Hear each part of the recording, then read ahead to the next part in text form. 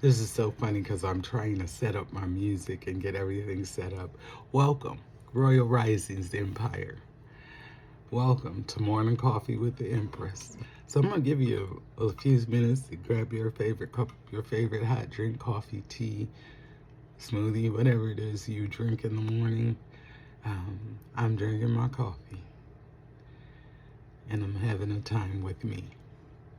It's Morning Coffee with the Empress. So I'm trying to find some tunes because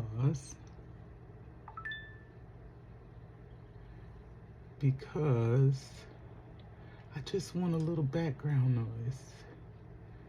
So let's see here.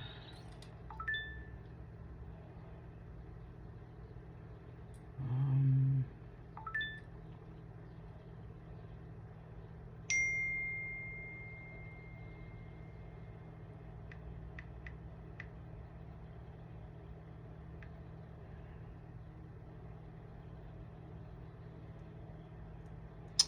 let's see here. I want some music, but I don't want to get tagged, so I don't want music with words.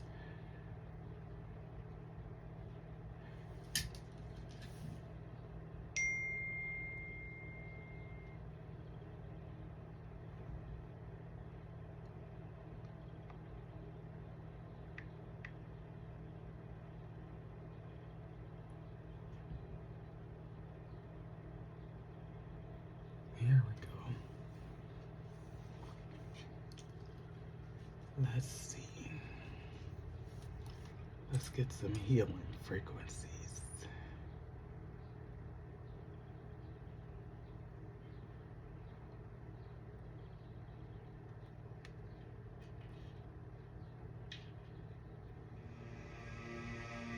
Ah, you hear that? That's nice. So nice. Good morning.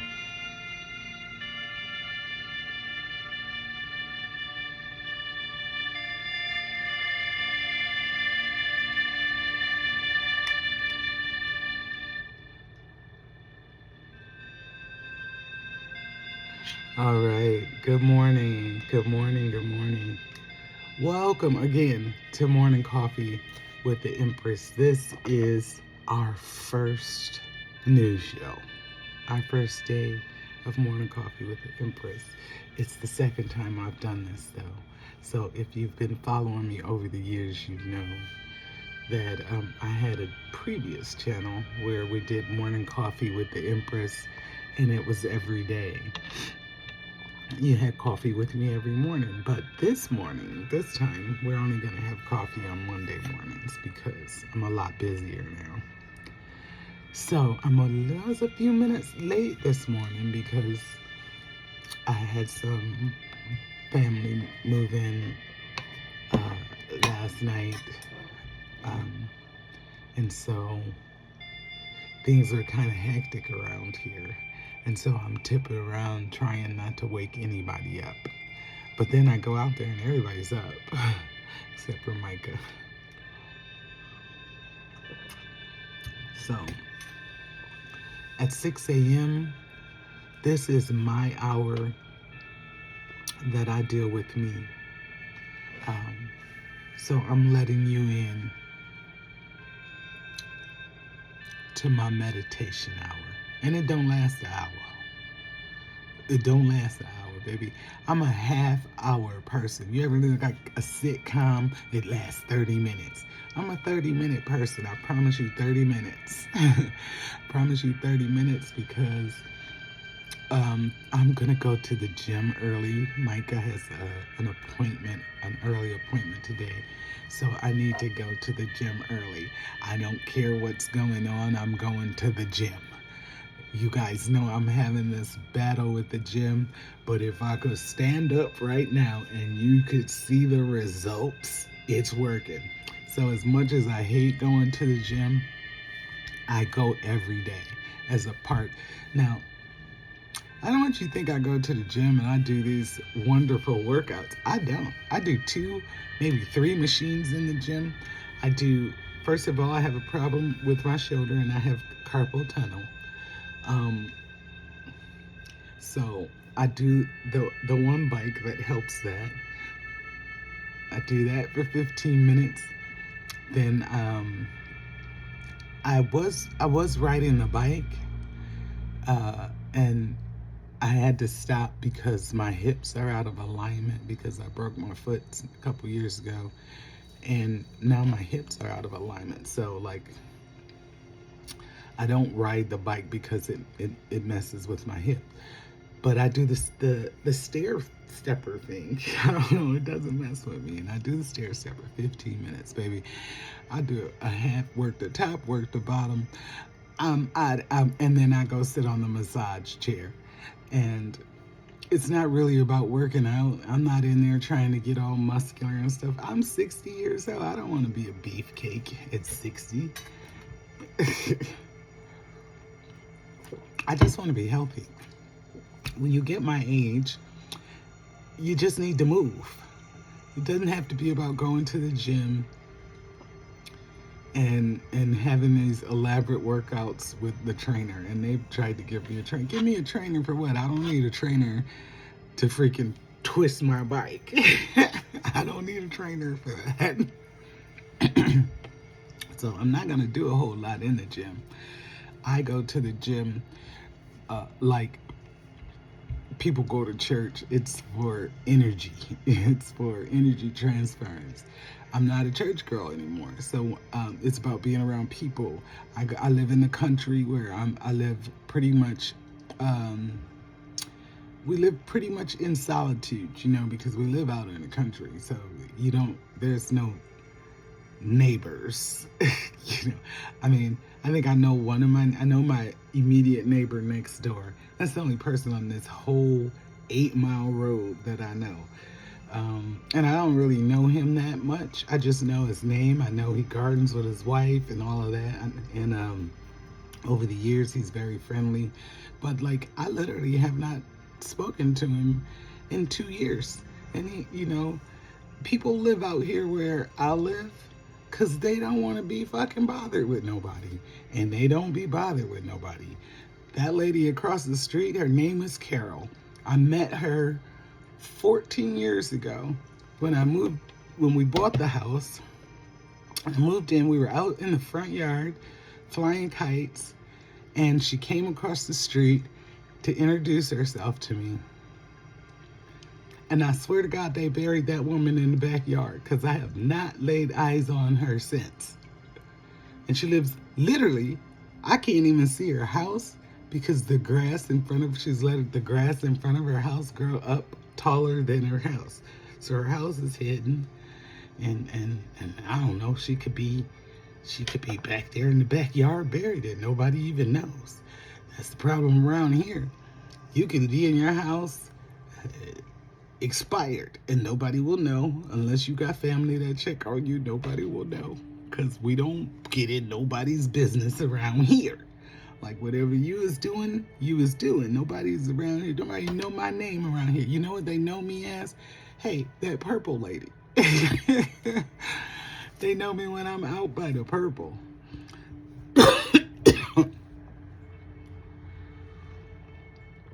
So I've been battling allergies.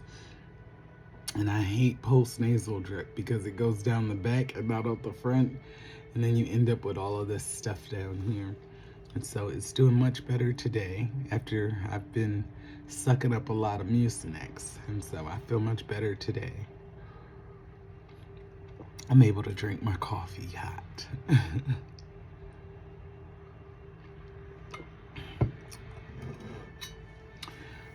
When I didn't just get up, I've been up. My meditation time generally takes a couple hours because I start probably at 4 a.m. I'm not a ritualistic person.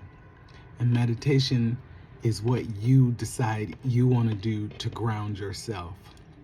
Now, if I'm really doing bad, emotionally or something, I'll sit on the floor.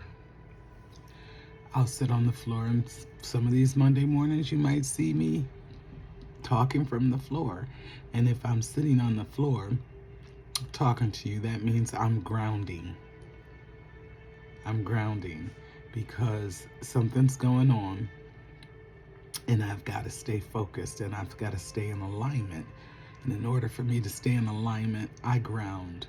Grounding is doing things, finding things that keep you in the moment, keep you breathing deep breathing, paying attention to what your body is saying, paying attention to what you're feeling and what you're experiencing.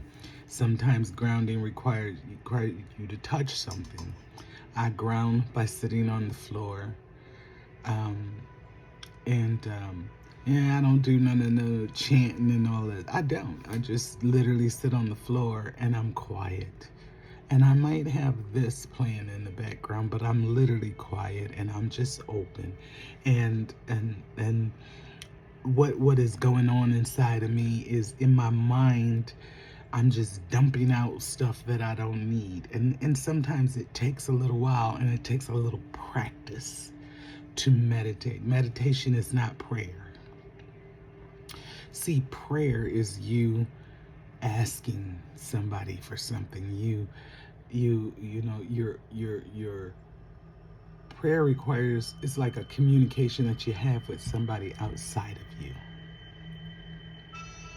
And a lot of people are accustomed to prayer because they believe God is up in the sky or up in heaven or outside of them somewhere. So you pray because you believe he's outside of you. I don't pray anymore. I've learned and I've progressed enough to know that God is in me. So I don't pray. I sit and put myself in alignment with what's in me. And how I do that is to empty me out of the way. And that's literally by being quiet, working through my thoughts, focusing on what's going on around me. What am I feeling inside? What are my thoughts that need to be brought under control? What is my physical body feeling like? What am I touching? How is my breathing? Those are things that ground you. And grounding and meditation work hand in hand. Now, the thing about meditation is you pretty much do you in meditation. I'm not somebody on here that's trying to make people do what I do. I'm not here to make you do what I do. I want you to find what works for you. Because all of us in this day and age are carrying extra stress. We are. We can't really help it. It's in the atmosphere. The uncertainty that's in the atmosphere causes us to carry extra stress. And we need to learn how to process that stress and how to release it from us physically, mentally, and emotionally so that we don't become overwhelmed and get out of alignment. And that's when you begin to feel things like excessive anxiety and depression. So Monday mornings is my favorite time to just sit and order myself.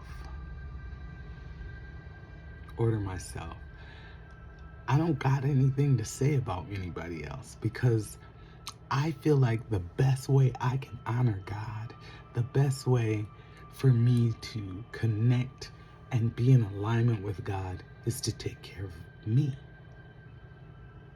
Because he's not outside of me. He's in me. So the best thing for me to do is to take care of this temple. And I've not always been conscious of my temple. Not always. Some things had to happen for me to really be conscious of my tempo.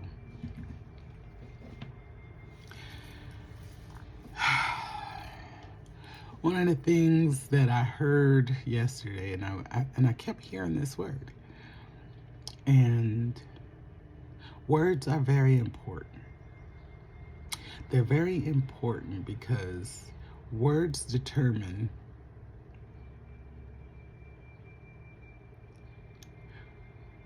they're like doorways. See, say something can be going on with you and it bothers you deeply, but you can't express it because you don't have the right word for it. And then there are some things that can go on that if you put a word to it, it gives it a different frequency. And I have a word this morning that I've been pondering for the past couple days. Basically, because it came to me as I was being hard on myself about some things that I felt like I should have accomplished, and I should, be further along doing what I'm doing than I am. And as I'm sitting there fighting, feeling sorry for myself, because sometimes I do want to go and feel sorry for myself. And I heard the word catastrophic. So the past couple days, I've been researching the word catastrophic. And so we have words now that are putting words to things that we have been feeling or experiencing for years, but we didn't have words. So now you have a word called trauma. Now, I don't know, when I was young and coming up, you didn't hear about trauma a lot.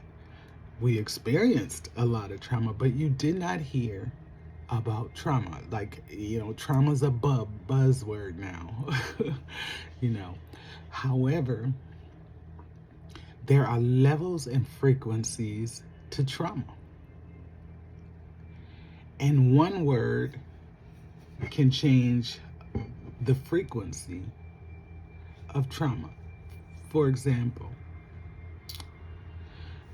you can have the trauma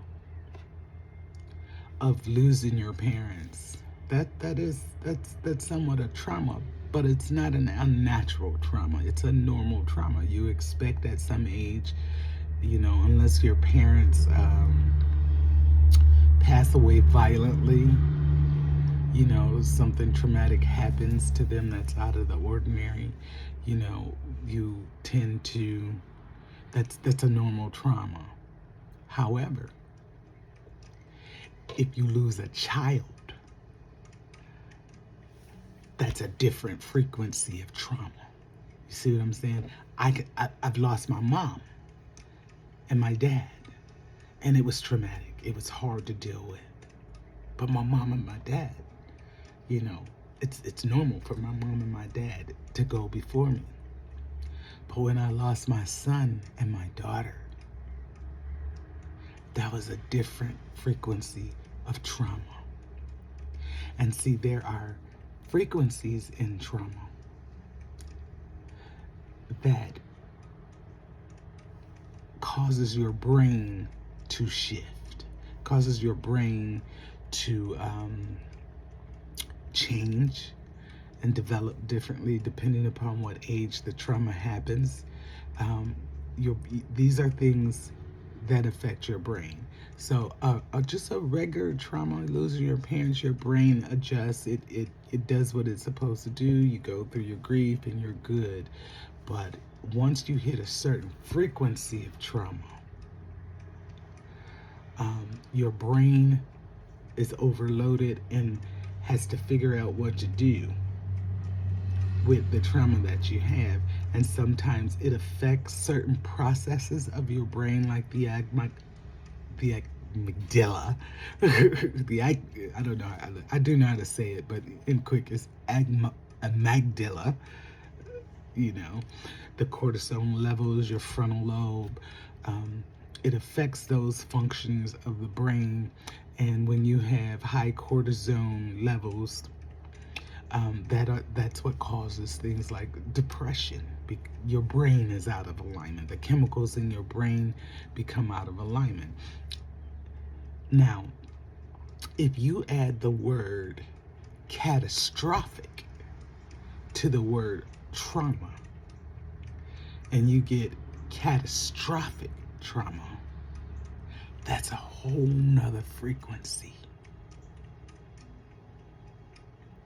And I was reminded because this week I'm going through paperwork looking for contracts and things that I have with the insurance company, and I'm looking through paperwork, and in our paperwork for our accident it says catastrophic trauma, catastrophic claims. And sometimes you really, you're living your life and you're not really thinking about what's going on, this kind of stuff, because you're just in survival trying to get through. But the moment you tag catastrophic onto the word trauma, you shift the frequency of trauma. Because catastrophic literally means that something has happened that has completely blown up your life. Once you hit that frequency of catastrophic, there is no going back. You can no longer be who you were. Catastrophic trauma requires you to change. There's a movie called The Equalizer with Denzel Washington, Robert McCall. Y'all know that's my favorite movie, one of my favorite series. But in, I think, part 2, he's on this train with these people that, you know how he does his little watch, and he's looking around, and he's, determining how many seconds it's gonna take me to take all of y'all out. But he says to the guy that has kidnapped his daughter, he says, there are 2 types of pain. There is pain that hurts, and there's pain that alters. That's 2 different frequencies of pain. When you tag catastrophic to trauma, that's pain that alters. That includes people who have gone through catastrophic automobile accidents like I have, where it has altered their entire families. That goes for people who have gone through war, people that have gone through domestic violence, children that have lived in violence, sexual abuse, things that are not normal. Things that are not normal trauma that you can just get over, and people like to I don't let people tell me to just get over it, because I already know who I am. I have PTSD. I have complex PTSD just from my life, period. And the accident, being a catastrophic accident, altered. I cannot go back. So the person you see now is the person I have evolved into through trauma. Because it has changed me. It changed. You can go through some things that change you. And it doesn't, it changes your mind, your brain. It really, literally, trauma changes how your brain reacts. And everything about you is handled in your brain. So I'm sensing, because I said this Thursday in Just Me, I've been under a heaviness this week. And when I feel that, I know that it's not all me that I'm feeling. I'm an empath, or an intercessor, as we would call it. And some of you know what an empath is. Some of you call it intercessors, whatever. I'm one of those, and I feel other people around me. And at that time, I didn't know everything that was going on. See, a lot of times there's things going around you that you're not even aware of, but you feel it. You can feel it. And I felt catastrophe happening around me in people's lives. I felt it, and it made me very heavy and very quiet. And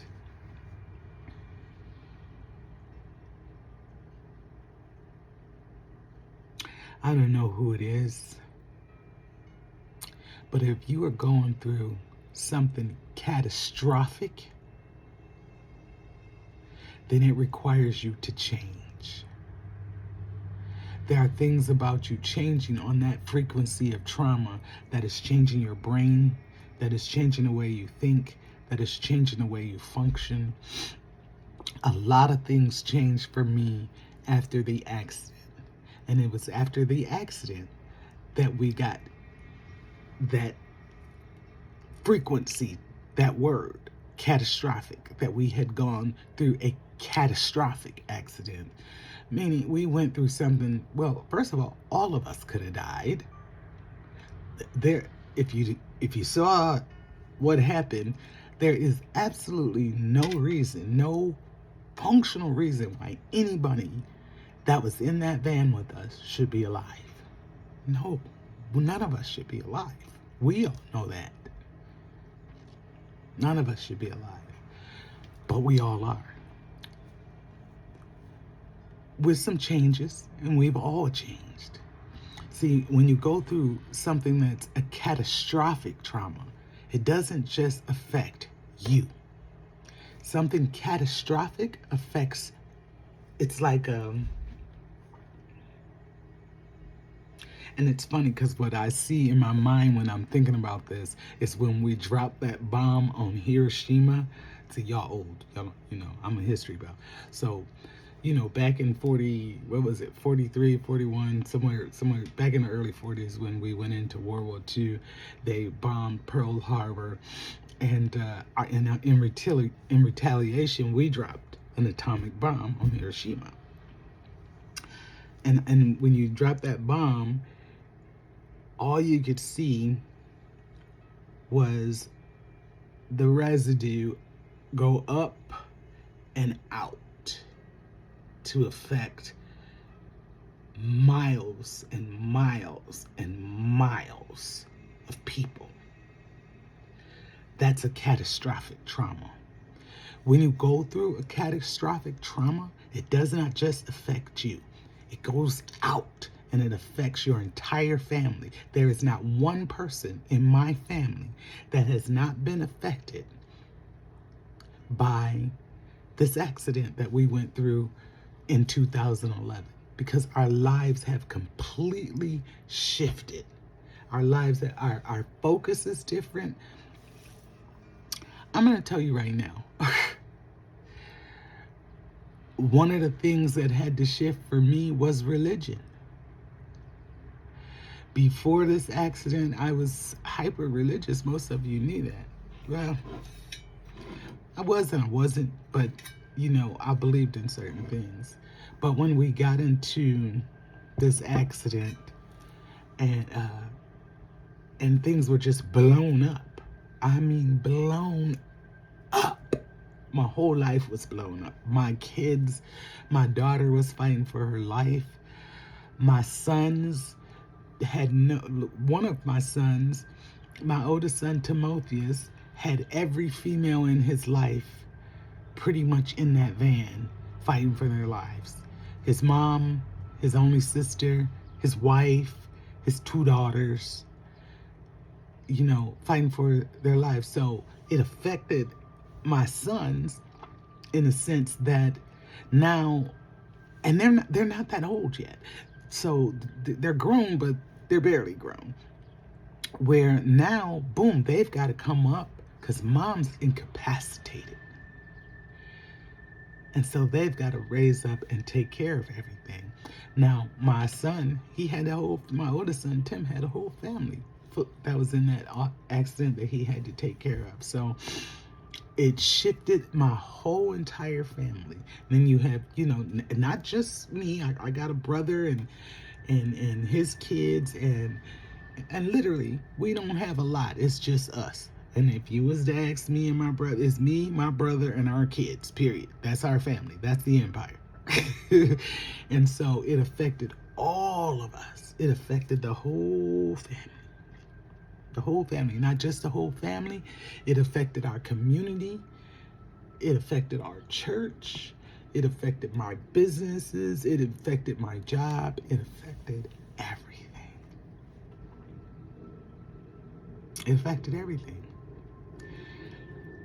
And so, and catastrophic also means destruction. When you go through something that's catastrophic, you can't get it back. Do you understand what catastrophic means? It's destroyed. So that life I was living before that accident is destroyed. It's no longer. It's no longer. And in order for me to survive on the level of trauma, catastrophic trauma that I was dealing with, I couldn't do it with religion. I couldn't do it with religion. I thank God for my brother, my little brother Reg, literally, because for years and years and years, he told me I was crazy. And I didn't really get it until I hit something where religion is not on that frequency to deal with. And what happens when you hit that frequency of trauma that religion can't deal with? Everything and everyone that's religious will leave you. They will leave you because the frequency of pain that you're walking on is too high for them. See, religion is, whether you believe it or not, it's low vibrational. It's low vibrational because it keeps you in a box. It keeps you in a mindset and an understanding that is limited and boxed in and caged in. I want to pick up my Bible, but I don't really have the Bible that you all have because I read this one. and I only read the stuff that they took out of the Bible so that you as a person, black person, would not know who you were. So this is the Bible I read. But even in this, I'm not going to block myself into that. Religion blocks you into a mindset that if a trauma comes and blows that thing up, that religion ain't gonna help you. It just ain't gonna help you. I don't know what to say to you, but spirituality is a lot more conducive to healing. I mean, I said that, I've experienced it, I can't take it back. Spirituality is a lot more conducive to healing because it makes sense. It just makes sense. Now, I, throughout my life, have been battling religion, legalism, and tradition, which lets me know that those are some big boy demons. That it took literally a catastrophic trauma to deliver me from them big boy demons. But once I gave up I didn't willingly give it up. It got knocked out of me. It literally got knocked out of me. I remember I was at the Ronald McDonald House, and I'm on the phone with Pastor Carl Miller in Port Huron, Michigan. RC3 is the place to be. That's my pastor. I do have a pastor. and when I got him, I told him I'll never have another one, and I never will. But I was on the phone with Pastor Carl, and I remember telling Pastor Carl, something's changing in me. Something's changing in me, Pastor. I'm literally at the Ronald McDonald House. And mind you, if you're at the Ronald McDonald House, you are in the house with a whole bunch of people who are on a frequency of trauma that is catastrophic. Everybody in there is on that frequency. Everybody in there is fighting for the life of their child. We are sometimes walking around like zombies in the Ronald McDonald House. Everybody. It's not one. We're not separate. Everybody. I'd get up in the morning. At that time I was a Christian, and there was a guy there fighting for his daughter. He was Pakistani. We'd go out in the morning to smoke, and he's Muslim, I'm Christian. He'd pray for me, I pray for him and his child, and we made it through the day on each other's prayers. But see, religion would have stopped that, because religion would say that man can't pray for me because he's hell bound. He ain't a Christian. He don't believe in Jesus. You know, he's hell bound. He can't pray. Religion will put you in that box where you can't receive the healing and deliverance that you need. And so I could not get what I needed trying to go through the filter of religion. And I'm telling Pastor Carl, something's changing.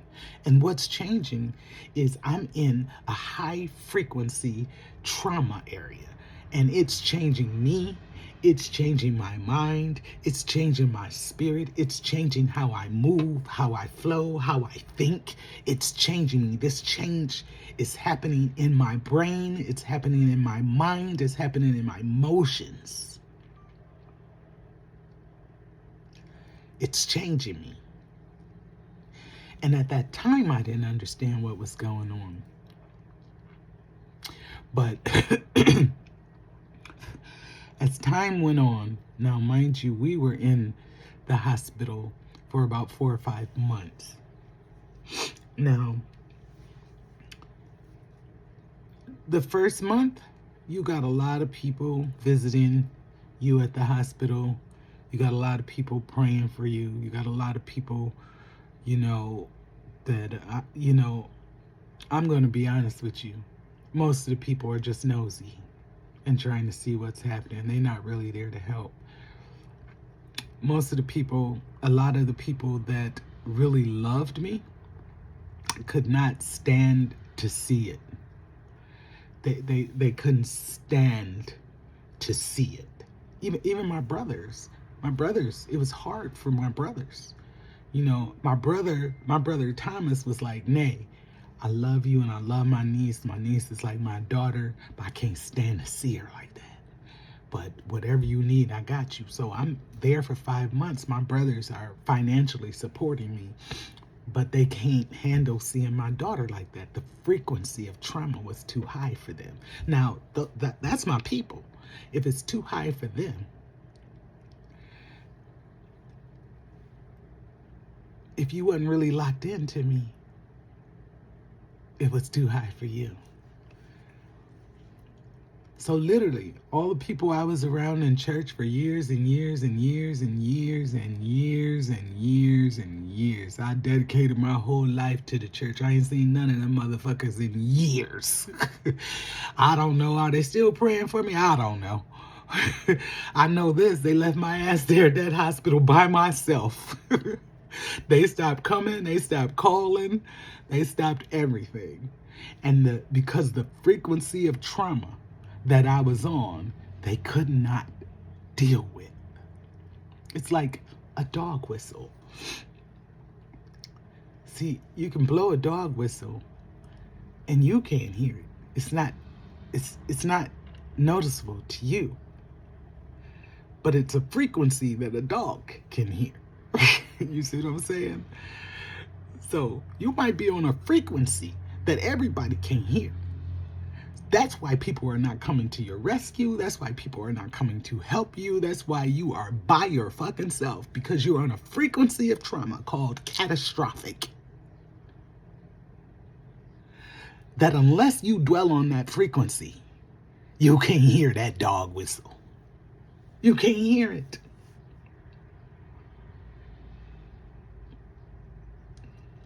You can't hear that dog whistle. I'm talking about catastrophic trauma this morning.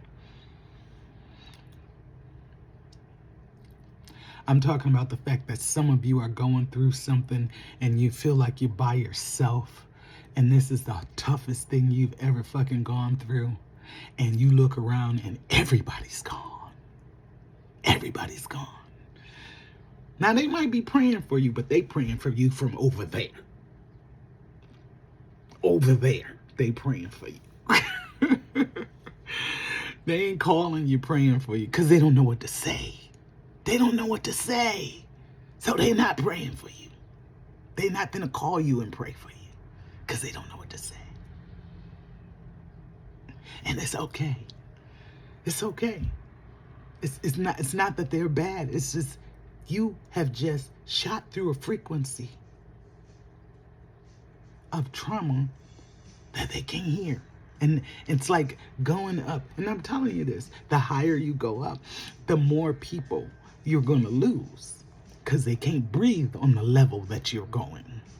They can't breathe there. So people fall off of you. I believe Bishop Jakes says this in his book, Woman, Thou Art Loose. He describes how he was taking care of his mom and how in the beginning, when they thought it was going to be a little bitty thing, you know, he was surrounded by the church, he was surrounded by people, he was surrounded by, had a lot of help and everything. But as soon as they figured out this thing was on a catastrophic level where this was going to take years and years, maybe forever, all them people disappeared. All them people are not thinner. They're not built like that. They're not built like that. So what has to happen is once you hit a certain frequency, you send out a frequency. You send out a frequency. You may not understand that, but energy flows. Energy just flows. You can't help it. You done send out a frequency that has cut off everybody in your life. But at the same time, it's drawing new people to you. It's drawing people to you that understand how to help you on that frequency called catastrophic. All right. Now I got two cameras going, and I see one. I got some people over here. Good morning, Royal Risings. Let me say something to Keith Munn, my Aunt Pat, my daughter Mercedes, oh, my sister, my brother Reg is on here. All right. Valerie, I'm so glad you're on here. Thank you for your support. Please like, comment, and share. Y'all help me build. Help me build.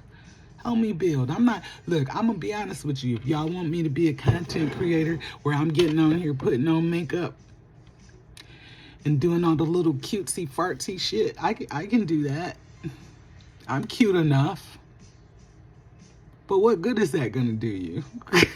I mean, how much help are you going to get from me putting on makeup and I don't even wear it?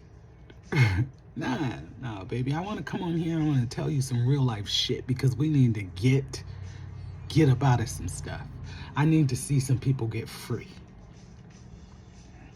I need to see some people get free. I'm a warrior. I'm a breaker. I know who I am spiritually. Now, what I know spiritually. I'm just not religious. I see spirituality is limitless. Religion is a box. It's a box. If you're a Christian, you see everything through the lens of Christianity. You make all your decisions, you make all your judgments, you view people, your ideas, your understandings, everything is filtered through that religion. If you're Muslim, the same thing. Any religion, you filter everything, your thoughts, your ideas, everything through that religion. You take that filter off, and it can be traumatic when you have lived your life thinking and believing and living a certain way, and then you remove that, and it's like, oh, what the fuck am I gonna do now? I don't got a church to run to. What do I do now? See, here's the thing about spiritual maturity. Spirituality requires you to mature spiritually. See, I can always run to the pastor long as I'm a Christian. I can run to the bishop. He can say a prayer. I can run to the prophet. They can prophesy over me. In spirituality, we don't have that shit. Now, you might run into a prophet. I got some spiritual prophets around here that speak from the ancestors that have spoken over me and speak powerful things over me, and they follow me because they see me. But it's not like it is in church, because see, I'm by myself most of the time. You see what I'm saying? I'm accountable for myself. I don't run to the pastor when I need something. I get down here on this floor and I ground myself. You know why? I am God and God is me, in me. You see what I'm saying? I am the daughter of the Most High God. I don't need anybody else. I just need to get myself in alignment with the Most High. And I can't do that in religion. You think you can, but you can't. Why? Because spirituality requires you to do like Isaiah said do. See, Isaiah said, I wish I could pull up, if somebody find me Isaiah, I think where he says, pull up the tent stakes, enlarge your territory. Find that for me. Somebody find that for me. One of the things Isaiah was saying was, let that religious shit go. Enlarge your territory. See, I am no longer in that box.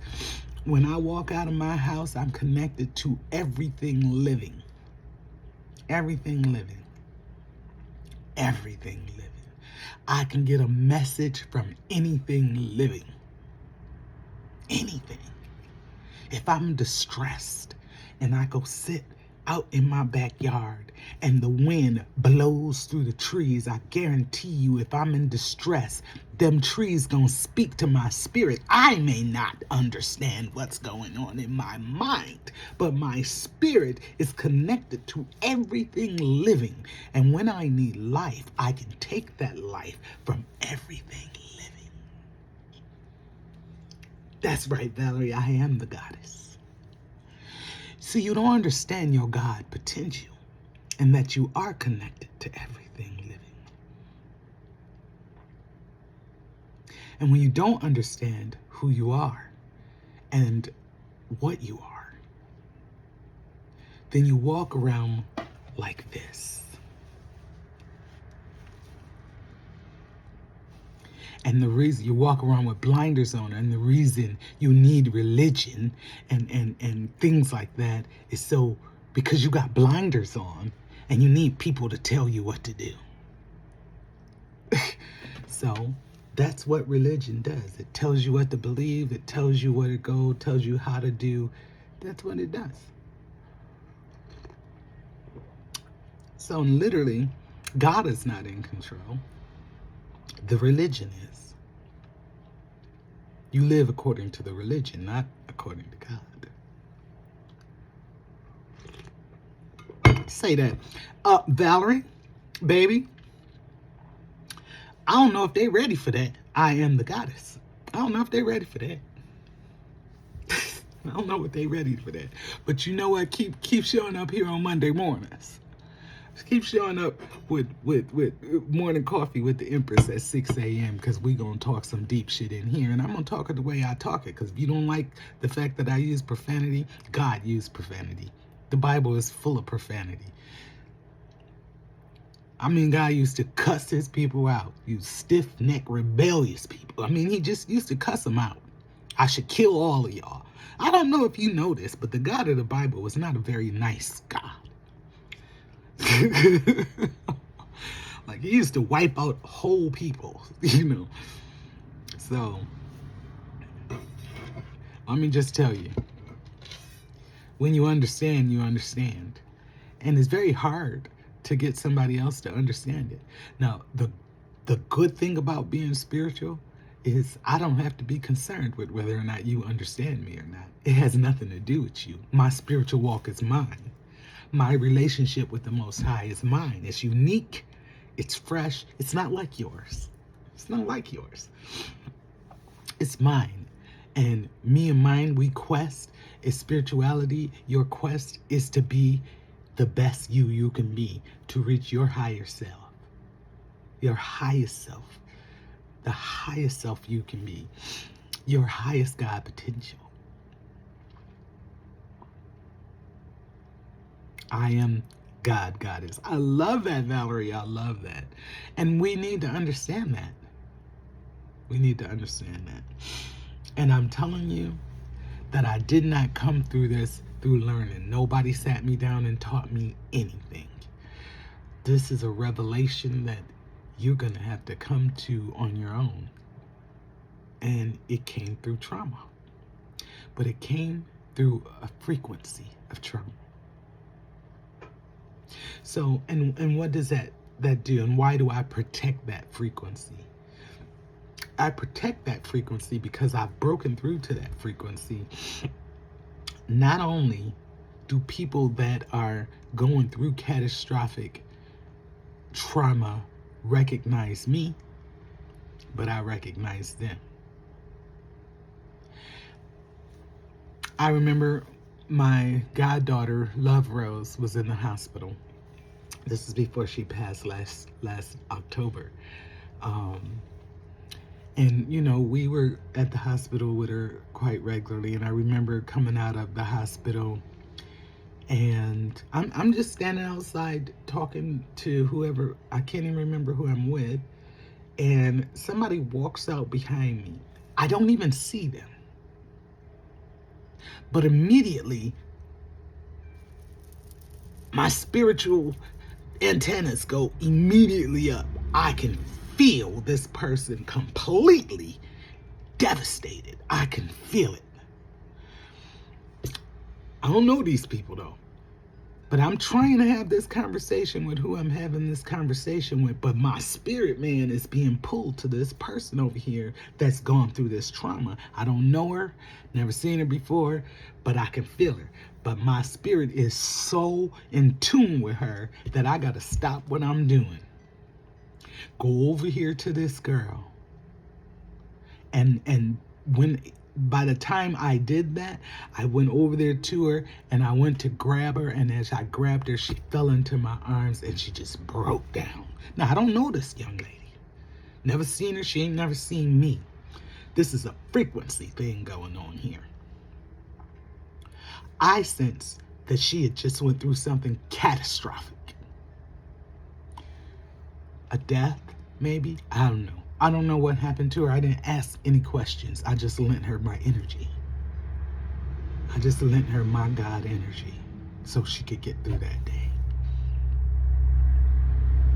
When I say that I'm no longer in that box of church, I'm connected to everything alive, which means if I walk past somebody in distress, I can feel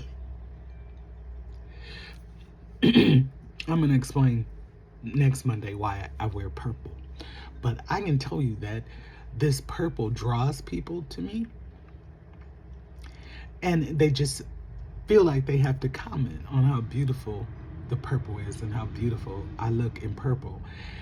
But a lot of times, people are drawn to me and they're commenting on the purple. But my spirit is saying that they've been drawn to me because something is going on with them. And when that happens to me, I immediately smile, because that's my that's my release. You got to know what releases your energy. My smile releases my energy. I'll smile, they're open, I'll grab their hand and shake their hand. Why?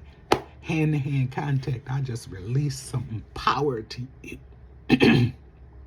Don't have to be nothing all that deep. I know what I'm doing. I just released you energy for your day. And if it's really bad, you know, I'll release a word. I will speak over you. I will. I'll speak over you. I don't got to know who you are.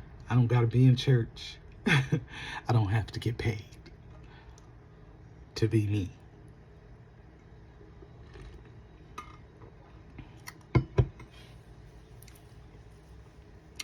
So that's frequency living. You can have one word that can change your frequency. Let me go back over that. I said you can have trauma that is just, a normal trauma. But if you tag on the word catastrophic to the word trauma, then it changes the frequency of the trauma and gives it a higher frequency of pain. But it doesn't just come with pain. It comes, I can't really say this to you. I can't say it to you. There's a level of trauma you can go through that opens you up to the spiritual realm, period. When you see these people that have gone through trauma that is unspeakable, you better know that they have insight into the spiritual realm because they've broken the barrier. Now, I already had sight before that. I just had enough sense after that. The sight let me know, hey, you got this. You don't need the religion. The religion is hindering you. It's hindering your message. It's hindering your life. It was hindering me. It was hindering me in more ways than one, because black people are different when it comes to their religion. Now, I'm going to tell you that I, first of all, don't know why my music is not playing. It just stopped playing. I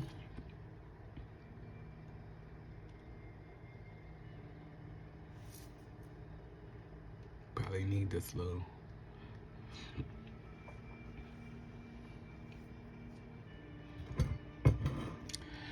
I started ministry when I was 15 years old.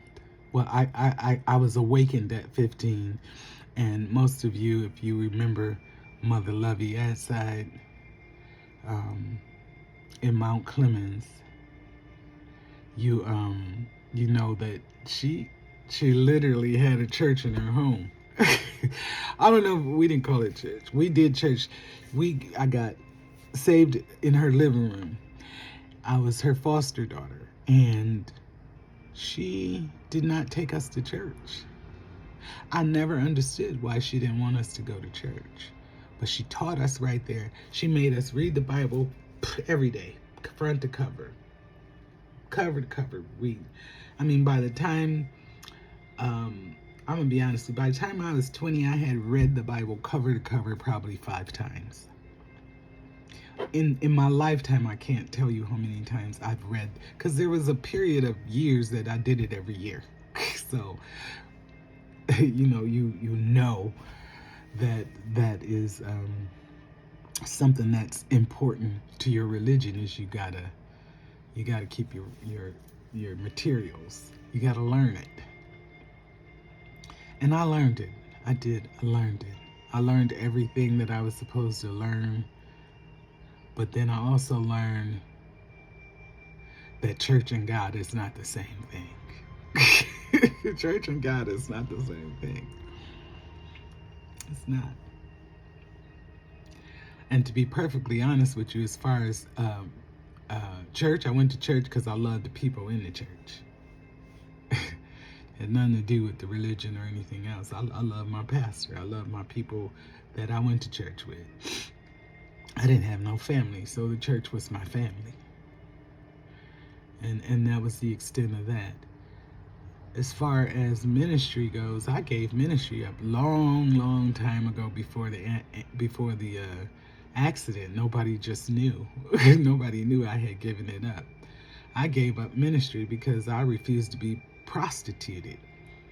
I had pastors who wanted, and yes, I can speak. I'm a dynamic speaker, baby. I can tear the house down with the best of them. I come up with Juanita Bynum. I come up with all of them, honey. I can tear the house down just like they can. We all learn from the same person. We all had the same person teaching us, so same people. But the thing that was different about me is that I wasn't going to do it for money. I had a pastor. I was getting ready to do a 3-day meeting, and I had a pastor come to me. The pastor come to me and say, I need you to ask the people for $100 offering for, this meeting I'm supposed to be doing.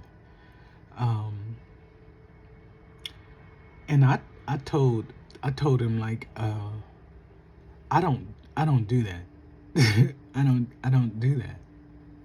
I just don't do that. I don't manipulate people out of their money. I don't. And I don't use my gift to manipulate people out of their money. If you feel like I've blessed you in some way and you want to be a blessing to me, that's a decision you make. But I'm not sitting up here saying, oh, I got a word for anybody that gives me $1,000. The Lord said put $1,000 on the altar and he gonna give you $10,000. You about to be a multi-million. I don't do that bullshit because it's from the devil. And anybody that does it is from the devil. It's a lie, it's a trick, it's a manipulation to get your money and keep your mind under control. So no, I wouldn't do it. And as I was taking the offering, some of the mothers were coming up. Anybody know me? Know I love church mothers. I stayed under them. I love my church mothers everywhere I go. I love my church mothers. Don't play with my church mothers. But anyway, one of the church mothers came around the offering and she said, prophetess, and that's what they called me at the time. Prophetess, I'm on a fixed income and I don't have a lot of money. I can't afford to give $100 in the offering, but I can cook for you while you're here. And I looked at her and I said, well, mother, I gotta eat while I'm here, so that's an acceptable offering to me. Do you know they canceled my meeting because I told that mother that? They canceled the entire meeting because I refused to beg for money. And when I saw that shit, I knew the whole shit was a scam. And I felt like the only real pastor was my own. So I decided then I wasn't preaching for nobody else but him. And maybe, I had friends that were pastors and them. And I stopped preaching. Nobody even knew it. Nobody even knew it. Well, people close to me because I started calling myself a motivational speaker.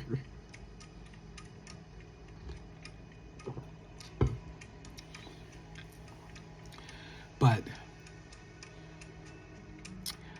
that is my past life. And it's not like I decided to change it. It was changed because the frequency of trauma hit catastrophic and niggas fell off.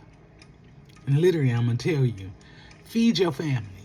Put your time, your energy into your family, because if something happens to you, all these people you putting time and energy into, they're not going to be there. They're not going to be there. There are people in your life that are just sucking you dry. You're only as good to them for what they can get out of you. They never come to you and say, can I help you with something?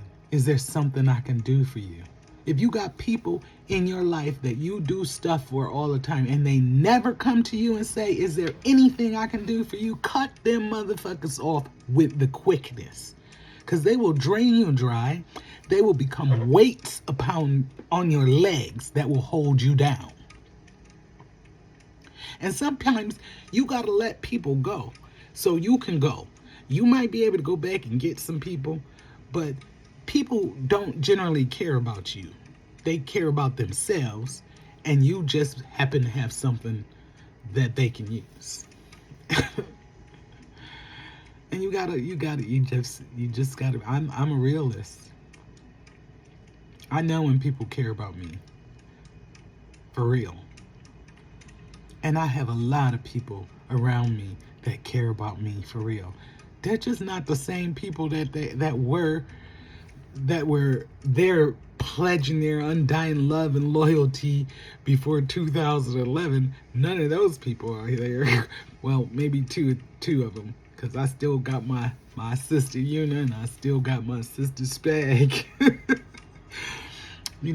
But generally, out of my old life, those are the only two people that I even hear from, that I even talk to.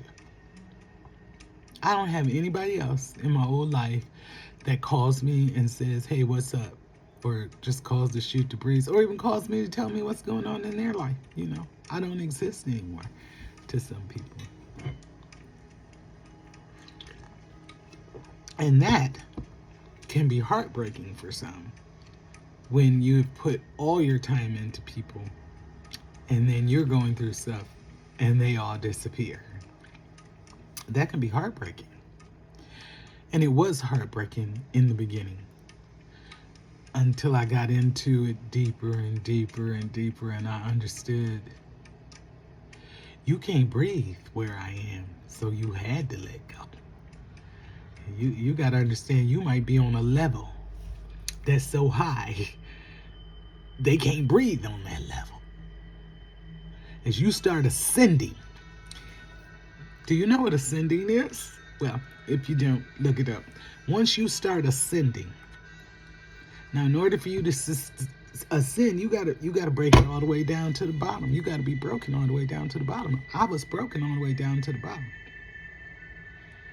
And once I started to ascend, and the pieces of my life started to come back together again, they didn't come back the same way.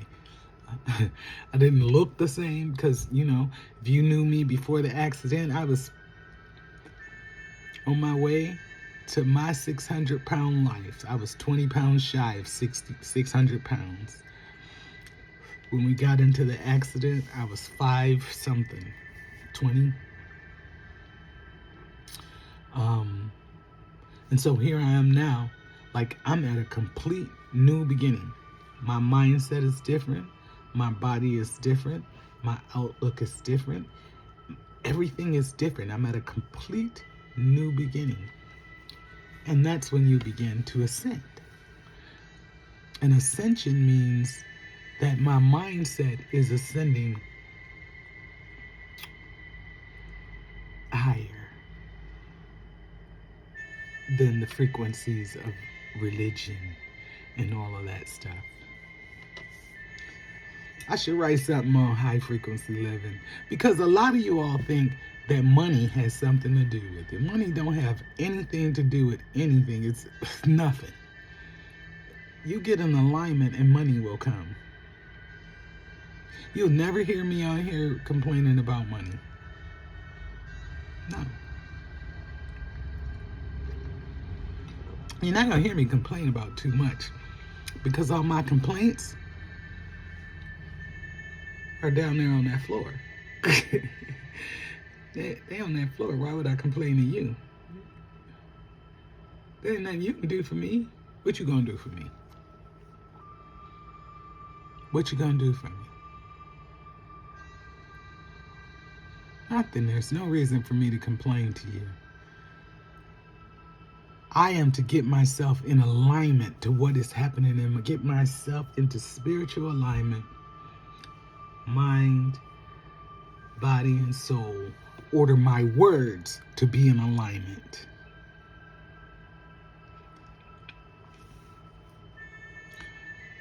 And that's how I live, baby. That's how we live. I love being spiritual. I love the fact that I get to meet some of the most interesting people, and I don't have to judge them by their religion. I can just enjoy them as people. Religious people can't just enjoy a good person. You always gotta judge them by something. I can just enjoy people. I can just enjoy people. Like I said, I'm connected to everything living. So if you see me talking to a tree, maybe that tree has something to say to me. I needed to hear that day. Yes, I will talk to a tree. Well, like I said, today the word was catastrophic. And today was the first day of morning coffee with the Empress. And I want to thank you for joining me. And I'm going to ask you to like, comment, and share. And I want to hear your testimonies. I really want to hear your testimonies. You can write me on my inbox. You can put it down here in the comments if you want to. I will acknowledge them. I want to hear your testimonies. I want to hear what has happened in your life that has changed the frequency of trauma in your life. Have you gone through something catastrophic where you've had to shift and change and adapt and renew your mindset in order to survive? I'm the Empress. I love you. And I speak peace and clarity over your day and over your week. May this be the week that you embark on a new path. Have a wonderful Monday. I say.